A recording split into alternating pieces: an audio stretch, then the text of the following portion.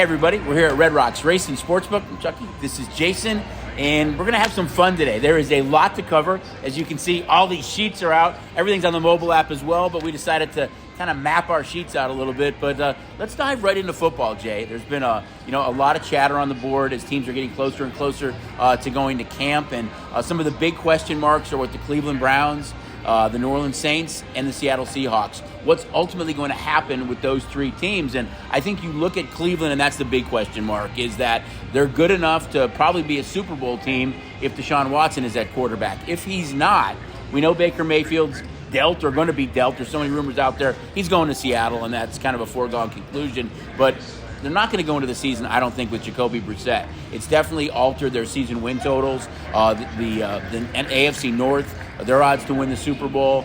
I think Jimmy Garoppolo's a live play for the Cleveland Browns if Watson isn't going to be there for an extended period this season. Yeah, and that's what all the coverage that's out there is talking about, that Garoppolo, once he proves that the arm strength is there and that he's recovered, is that the Browns will make a move to pick him up and be kind of their quarterback, because we're expecting that Watson's going to be suspended and not going to play at any point in time this year, and maybe even going a little bit further than that. But I think Jimmy G is the answer there. And you talked a little bit about the Saints and the Seahawks, and from a Seahawks standpoint, obviously, do we think Drew Lock is Geno the answer? Smith, Geno Smith, and so they're a team that we're really looking at of what are they going to be able to do on the offensive end with really the most important position in football at that quarterback position. And Saints, I'm more optimistic on the Saints than you are. I think the Saints are in a very good position there, and I think that they're a good offense. We talk about what's going to happen with Kamara, potentially the suspension that's going to be coming there.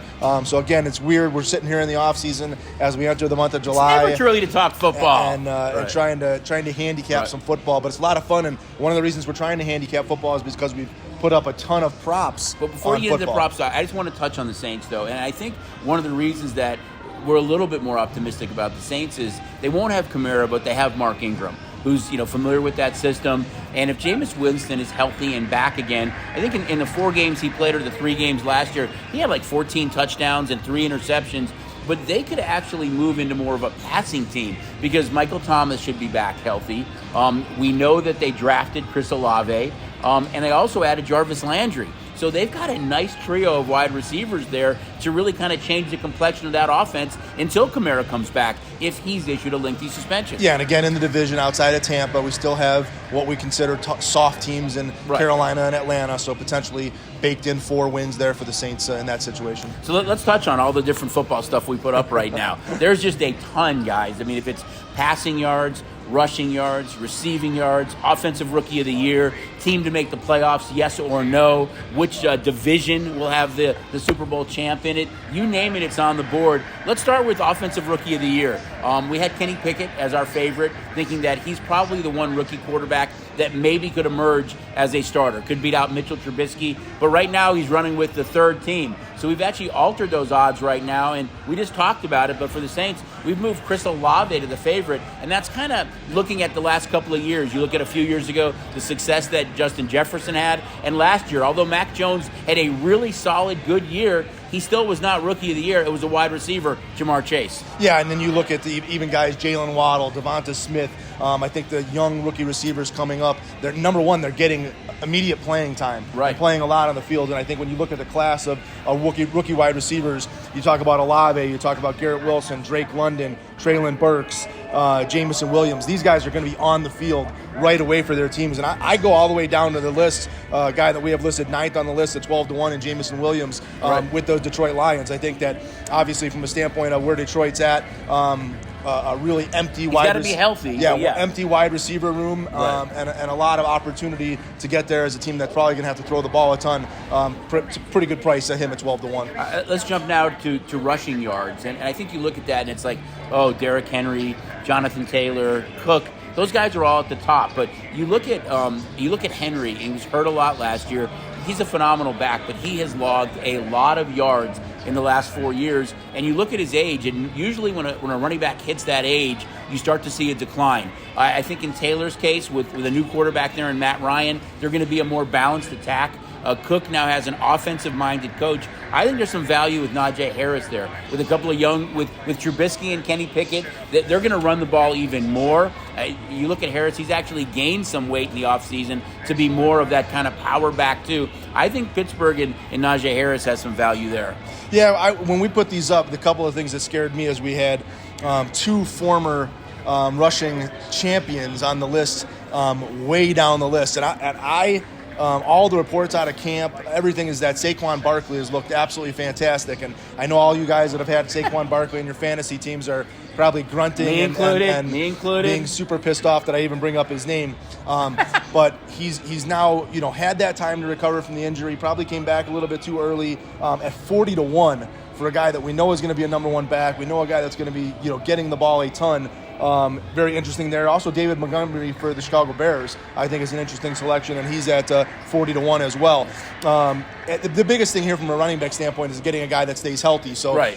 From the Barkleys, the McCaffreys, those guys obviously scare you in that haven't been able to stay healthy, including a Cam Akers or Austin Eckler. A lot of those guys not staying healthy. Nick Chubb is the other guy for me. A lot of those are by Cleveland committee, standpoint. though. And that's kind of the issue. You look at the Rams, it's by committee. And with Chubb, you know that Kareem Hunt's on the field a lot with Cleveland. That kind of downplays a little bit as well. You kind of look for the old school team that maybe has just a one running back that's going to be on the field for all three downs. You could take a shot with these guys not staying healthy. We saw Derrick Henry not stay healthy. We've seen Dalvin Cook miss a game or two each and every season. Jonathan Taylor, obviously, at the top of this list and continues to rack up yards in what should be with Matt Ryan under center, an improved Indianapolis offense that should be able to use Taylor even a little bit more. Let's look at wide receivers now. I mean, at the top, it's Cooper Kupp, it's Chase, it's Jefferson, Devontae Adams. A lot of people are looking at Devontae Adams a little bit, looking at the Raiders with a new coach of Josh McDaniels, thinking that this offense is going to be dynamic. They're in arguably the toughest division in football. It's a passing division. I think every game that the AFC West plays, you may have some of the highest totals on the board with Herbert and Mahomes and what you get out of Russell Wilson now and now Carr. So maybe some value with Adams there in that offense with the tight end. I'm drawing a blank. Waller. I'm sorry. Waller, and then you've got Hunter Renfrow underneath. So that offense is going to be pretty good for Carr. Probably the best offense he's had for the Raiders so far in his career. Yeah, it's tough to go super deep in the wide receiver pool because of the guys that you're looking at the top, and a Kupp and Jefferson and Adams and Chase, Deebo Samuel if he ends up re-signing with San Francisco. The one for me that was kind of interesting here was we see this quarterback change in Denver. Right. And we know Russell Wilson is going to change the dynamic of what's going on there. And Jerry Jeudy has coming out of college was that guy that you could see as a top tier wide receiver. Has to hold on to the ball. He hasn't been able to make the catches, and that Denver offense still wants to be a running game offense. But Jerry Jeudy and really the Denver offense is interesting to me. As you talked about, that AFC West, you're going to have to move the football. You're going to have to put points on the board. So can Russell Wilson and Jerry Jeudy be that combo in Denver? Right. Those are some fun props. Let's look at quarterback, too, now. I'm going to go way off the grid, and I'm going to say a guy that possesses a whole lot of value this year, and I can't believe I'm actually saying this, is Kirk Cousins. He's got a coach now that is a throw-first coach. He's got great wide receivers there. He's got a good tight end. He's got a running back that likes to catch the ball out of the backfield. I think there's some value with Kirk Cousins maybe having the best year of his career. I'm not going to argue with you. I think that offense is going to change. I think that they were so reliant on Dalvin Cook out of the backfield, and obviously Jefferson and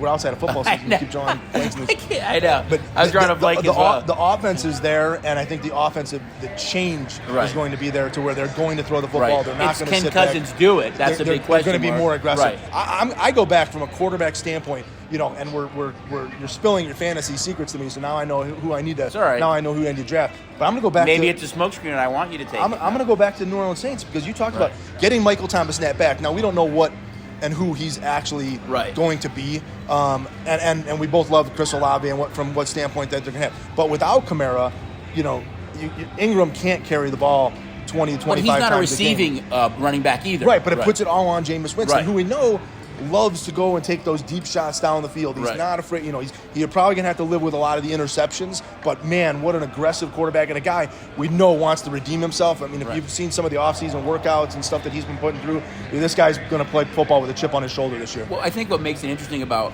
Winston is that you look at the success that Justin Jefferson had in Chase, it was all on the deep ball. Michael Thomas is more of kind of an underneath guy, as is Jarvis Landry. So that really opens up the deep ball for Chris Olave. So Winston loves to air it out. He's got the big arm, and that's why I think there's some value with Olave. And as I said, he's kind of been elevated to the favorite now for our Offensive Rookie of the Year. Adam Thielen was the name. Adam Thielen. Irv Smith at tight end, too, right. Drawing a blank on. We're just kind of getting our football, game faces on and really starting to dive into it and think about it. But there's so many things on the board right now for football season, guys.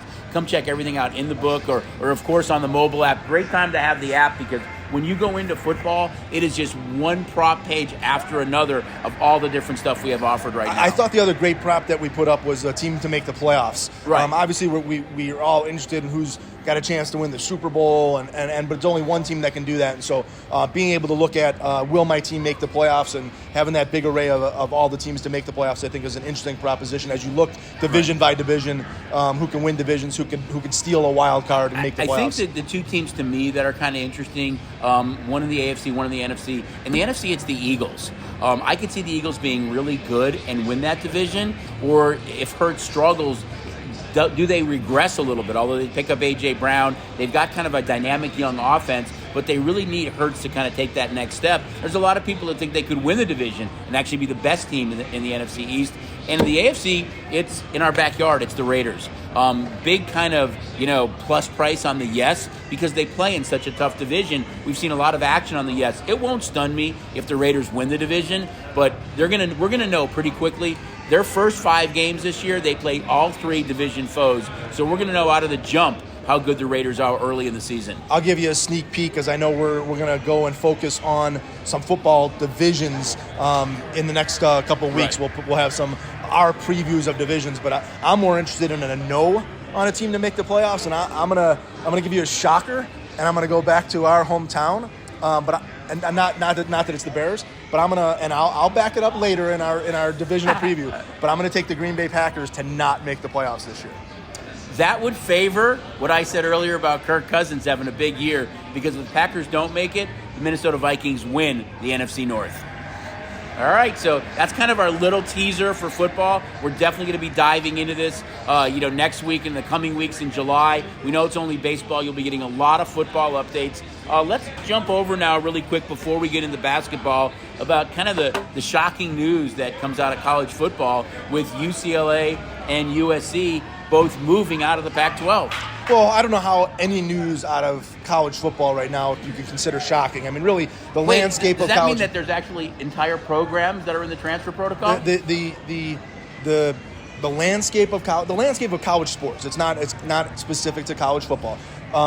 The transfer rules, the NIL, and the TV deals that these guys are under, and we saw it last year in the transfer or the change of Oklahoma and Texas going to the SEC here in the next couple of years. And I think the TV deal, and when you look at the money that the Pac-12 is making compared to the Big Ten and these massive conferences that the SEC is going to become, and I think this is, it seems weird that we're talking about USC and UCLA, kind of the pinnacle and class of the Pac-12 going to the Big Ten, and now the Big Ten essentially becoming a coast-to-coast conference. I mean, we got Maryland and Rutgers that are going to be playing. It's weird. Atlantic to the Pacific, you're going to have rivalries like USC, Wisconsin, UCLA, Penn State, Ohio State in that mix. I mean, from our side of it, it's going to create some huge handle games and huge rivalries, but what does it really do to kind of West Coast football? Well, I think what you now have to ask yourself is what occurs in the Mountain West. Are teams like Boise State and UNLV and San Diego State, does the Pac-12 reinvent itself into a 16-team conference and try and absorb some of those teams from the Mountain West? The Big 12 recently picked up UCF and Houston and BYU.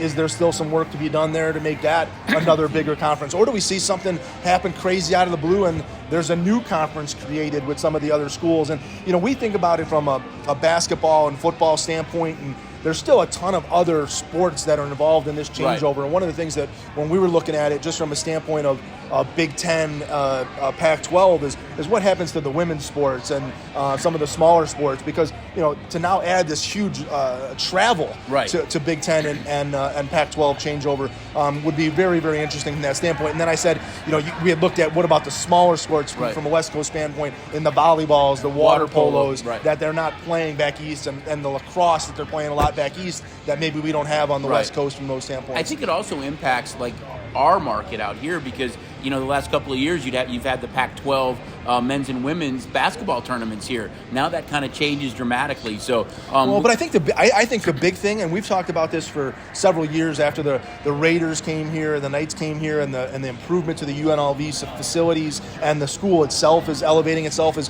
what ends up happening to our Rebels. Right. I think there's a very, very good chance they jump, that they find their way out in the Mountain West and find themselves in one of these big conferences, and then that elevates again the TV money for them, and you're more attractive to high-level recruits. And from a basketball and football standpoint, that's what they need to be a competitive team. I think on the football side, I believe they've got a home-and-home with Notre Dame coming up. So, there is opportunities there for big money. They have to play in a tougher conference. We know they've got the facility. They've got the fan base. Let's see what happens, with them moving forward. But this isn't the end of this. So don't make any mistake to think that USC and UCLA are the last to leave. Tip of the iceberg. There's rumors that Oregon, like I said, I think that this is reshaping the conference landscape as we see it, and I don't think it's going to change until these next TV deals get locked in, and then these teams are locked into the conference that they're in for at least a period of time. That's what really enabled USC and UCLA to jump, is that their TV deal expires in 24, and now they can jump because they're out of that TV deal. I think it's going to be interesting because you're going to have those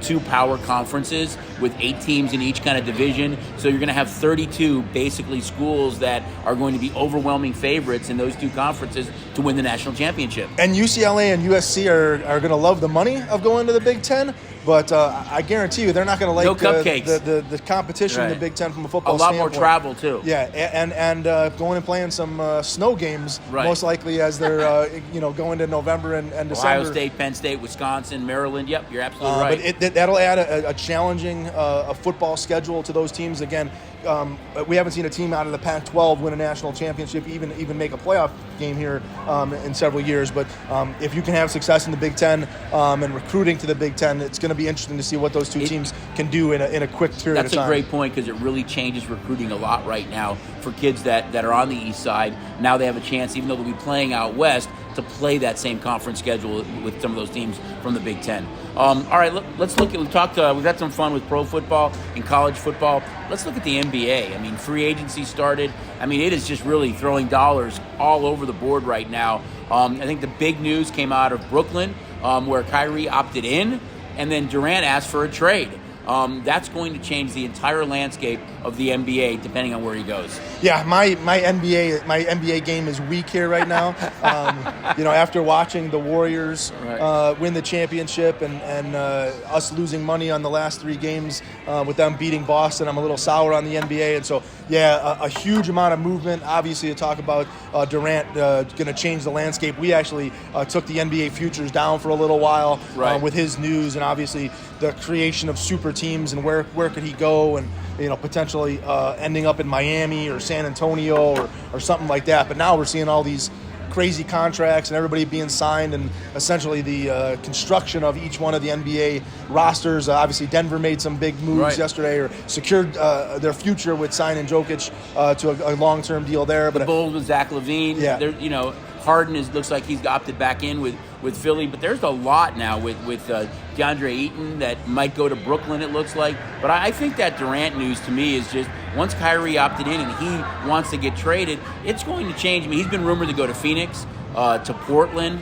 It would change those two. It would change the entire Western Conference now, because both those two teams are maybe a tick behind the Warriors. It really makes that Western Conference crazy. And I know the Suns was mentioned yesterday, and I don't know how they would end up with the Suns or what the Suns have. Well, I mean, to they would give lose up. Eaton, Yeah. so that's DeAndre Ayton, so that's a big part of what they lose there, because they're not giving him a contract right now. So that frees up a lot of money that they're probably going to give him a max deal had he stayed. The one thing that I was excited about from an NBA standpoint was the draft. I thought the Banchero, Smith, and Holmgren kind of saga of the NBA draft was kind of cool. I thought the draft was a great night, and watching those young men go up there and get drafted and go to their respective teams. And I know you put up an awesome prop on the Rookie of the Year from an NBA standpoint, with Banchero being favored, obviously, with the minutes that he should get with the Magic and his ability to score the basketball. Good there. But was there anything else on the NBA draft standpoint from that Rookie of the Year, the outside shot? I think for the draft that I was really happy that we didn't put up who'd be the first pick in the draft. It's just there's so much information out there, and things change so dramatically that we had a bunch of over and unders up. We kind of was a break-even prop for us, draft position, but we did not have the number one pickup, and unfortunately, my understanding is it wasn't good for the industry. Yeah, well, you were able to find him at 9-1. Yeah. I think he opened as high as 12-1 and went down to 9-1. So that's a really good price on a draft prop. On the flip side, for the football draft, which we had several pages of props up, we had Walker in the field, and that was 50-1. So you guys cashed pretty good on the NFL draft. Yeah, NFL drafts, NBA drafts, the books are not in the best situation there. Those have been commonly spots for the bettors to be able to pick some winners. We're still going to dive into baseball, even though there's some stuff we're going to hit on in the good, the bad, and the ugly segment. I'm going to touch on the Yankees a little bit in baseball. They're still 35 games above 500. Jay, there's 12 teams in the league, 12, that have 35 wins or less. I think it just speaks volumes of how good this Yankee team is. Oh, you don't have to tell me. We're watching baseball every night and watching every time the Yankees win. We watch people run to the counter to cash their ticket, and they're not only doing it on a daily basis of just dominating teams, but they're winning when they don't play well. Right. They're winning when they're not hit. They're getting no hit. I'm going to be touching on that. They get no hit by the Astros for 7 innings a day after being no hit, and then find a way to come back to win the games. They're winning games late in games. They're doing it without a full roster. They've got guys that are hurt. They don't have their full rotation. They haven't had Chapman. And you look, if this team can get all of their players back, and we still know that at the trade deadline, the New York Yankees are famous for going out and picking up somebody that's going to help them make that run. They've been tied to Contreras from the Cubs, from pretty much the start of the season right now. That and he's having a phenomenal offensive year. Can you imagine him in that lineup as well? Now they do get a stretch here as we move to the month of July. They do get a stretch here playing a little bit more of their divisional games. So they're going to see the Red Sox several times. They're going to see Tampa several times. They're going to see the Blue Jays several times. So some of the weaker schedule that they've had of getting gifts of the Cubs and A's going to go away here for the next couple weeks, and a little bit tougher schedule. But we put up a prop on them with over 105.5 wins. Yep.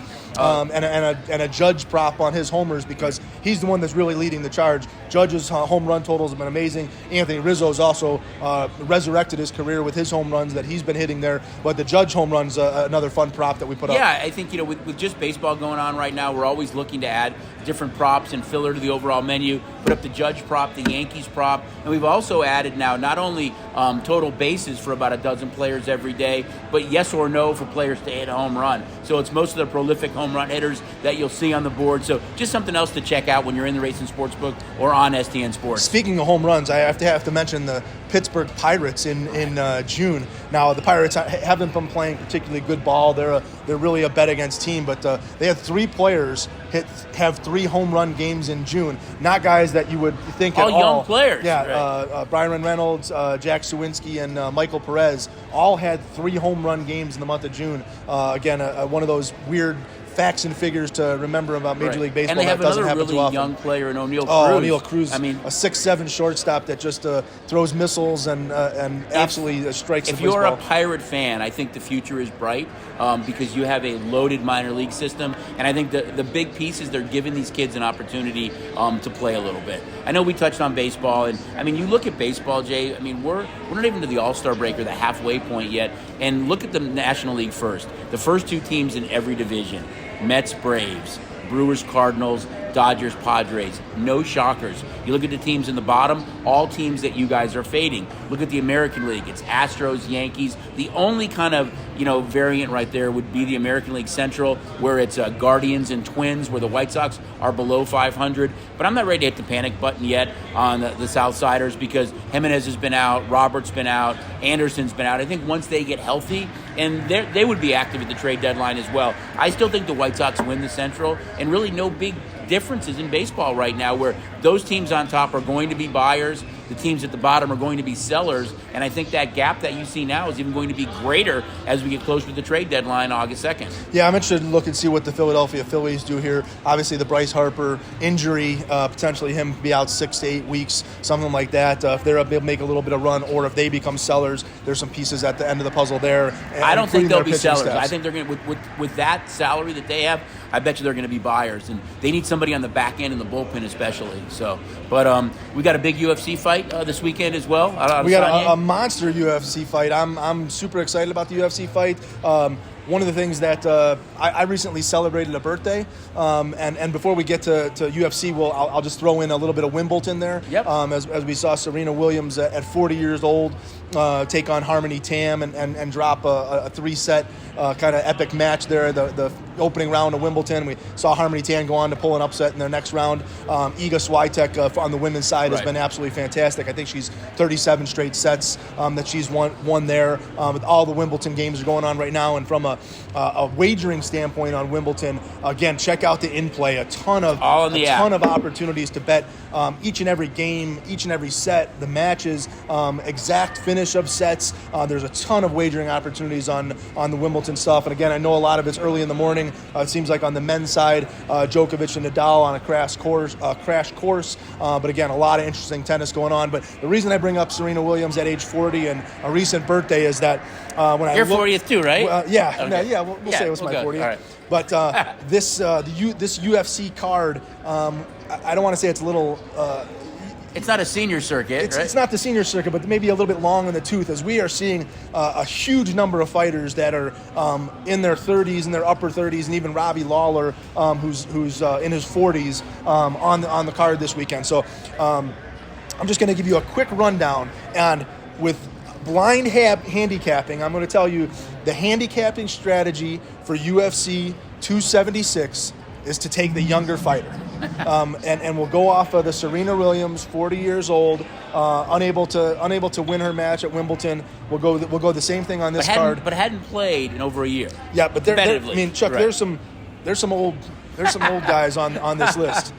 Adesanya versus Cannonier. Cannonier 38 to Adesanya's 32. Lawler versus Barberena. Lawler's 40 to his 33. Munoz versus O'Malley. This is one of the big breaks. Munoz 33 to O'Malley's 27.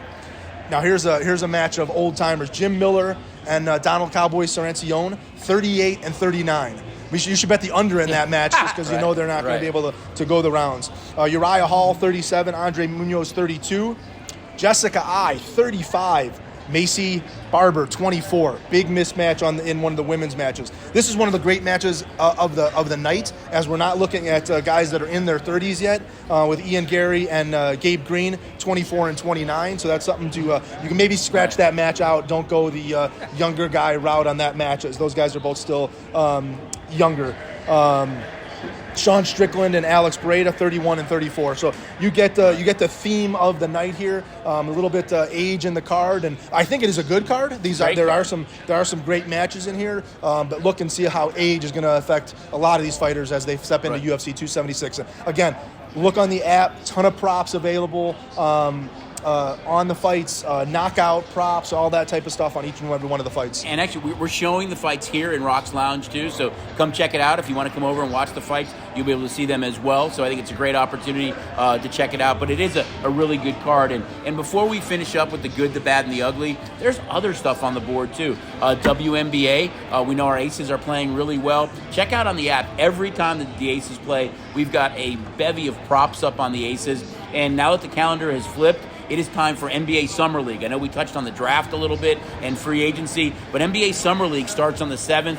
All 30 teams are playing here in Vegas this year, so look for more stuff on the wagering menu as well for NBA Summer League. Yeah, we're really going to try and push the envelope. Obviously, it's a minutes constraint, and we don't exactly know how many minutes each one of these young stars are going to be playing, so it makes it a little bit tougher on us. But definitely player props it does, but there's a lot more team props we can put up. Game, first half, second half. We'll have a your full menu for the Summer League. All right, so now I know we've been jumping around a little bit, and we had a lot to cover, but now let's talk about our favorite segment. I can hear that whistle in the background.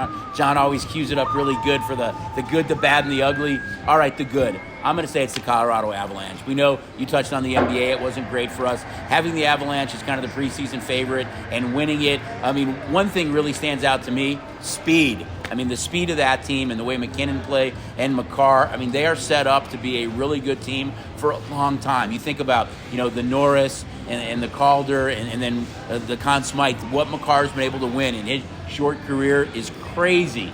This team's really, really good. I think they deserve to win the Cup.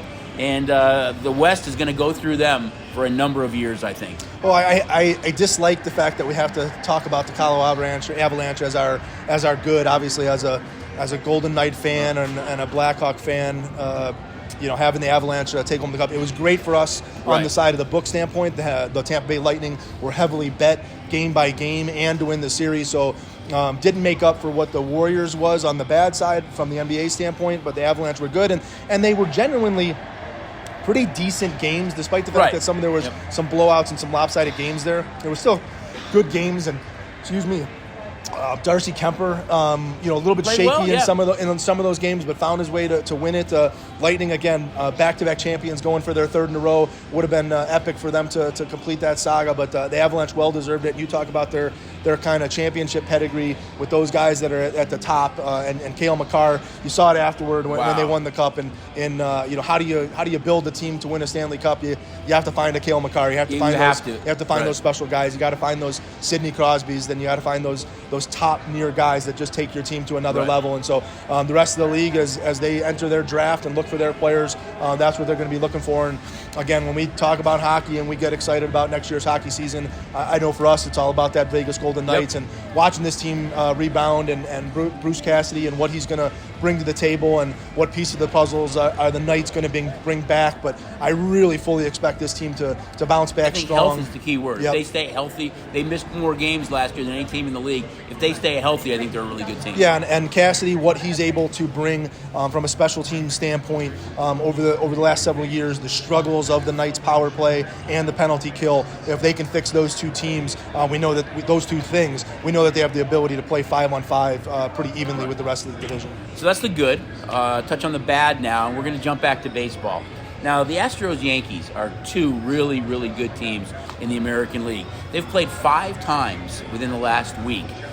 In those 5 games, the Astros have led 45 of the 47 innings, yet they're only 3-2. They easily could be 5-0, as you kind of touched on a little bit. But here's the bad. If you're an Astro fan, the Astros there was a 4-game series in New York, okay?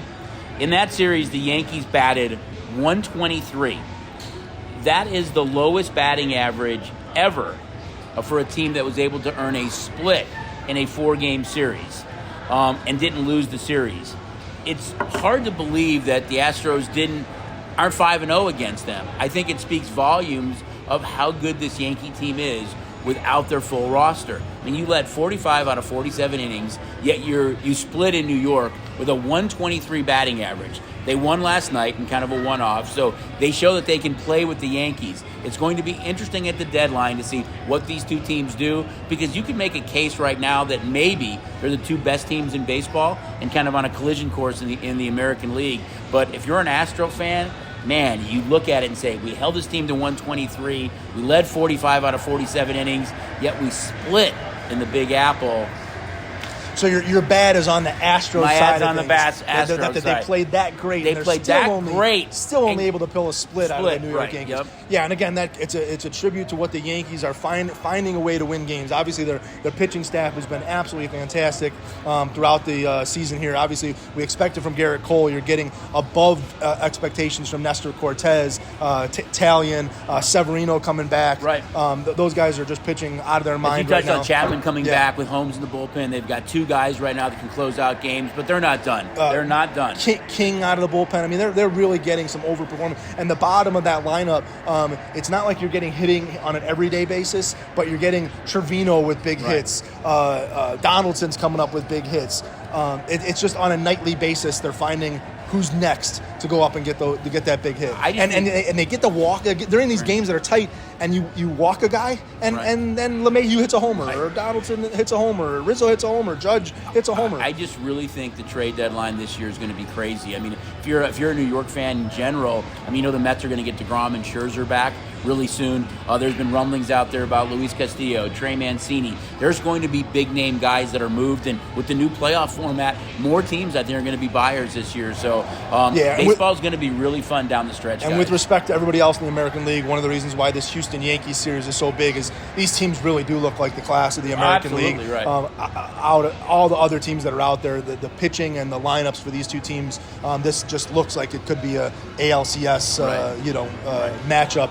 And so it could be imperative on how these teams match up. So we've touched on the good, we've touched on the bad, and what do you think about the ugly? I'm going to stay something that's kind of close to home for us here with the ugly. And recent news that the Oakland A's look like they're probably going to come to a stadium deal up in Oakland. And not finalized yet, but trending in the right direction. I think they've got one of the potential 3 votes that they need. The Oakland A's likely to stay in Oakland and not come to Las Vegas. We know Las Vegas really wants to get to and be the home of a baseball team, and we made that offer to the A's and bring them back. But my ugly is the Oakland A's at home. They are 8-28 at home. Worst home record in Major League Baseball. They're absolutely pathetic. I mean, a lot of the guys up on the team should probably be playing here in Las Vegas, down in AAA with the Aviators, our AAA farm club affiliate of the A's. But I mean, why do you want to stay up in Oakland? Your average attendance is less than 5,000 fans a night, and you're 8-28. I mean, if I'm the ownership group, despite the fact that the city wants to keep me up there, I just don't know how they want and think that they're going to have continued success up there, where the fan base up there has basically said, we're just not interested in coming out and watching you play. It's like, who do you watch, though? I mean, you deal Chapman and Olsen in the offseason. Their payroll in 1991 was $31.5 million. Their payroll going into this season was $31.5 million. I think that puts it into perspective when you look at the Dodgers and Yankees, who have payrolls of around $350 million.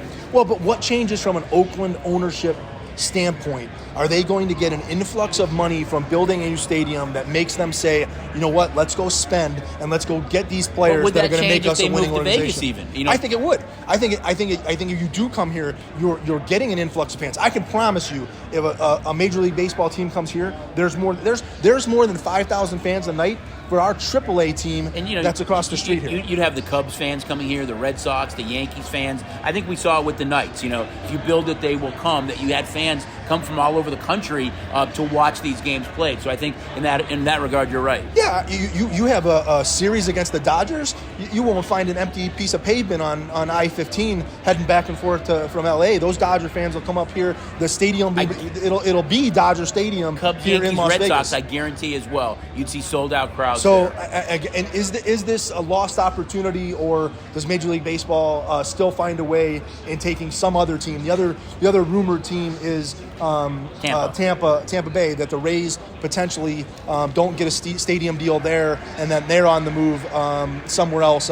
Montreal's been rumored, but if Vegas doesn't get the A's, could the Las Vegas be the site that's number one in Major League Baseball? I think we're definitely still in the running for that. So outside of stadium deal, it's the Oakland A's. They're pathetic. They're ugly. Bet against the A's on any given night. It seems like you're going to cash a ticket. I can hear the whistle in the background, guys. Well, I mean, I know we covered a lot today. It's always fun.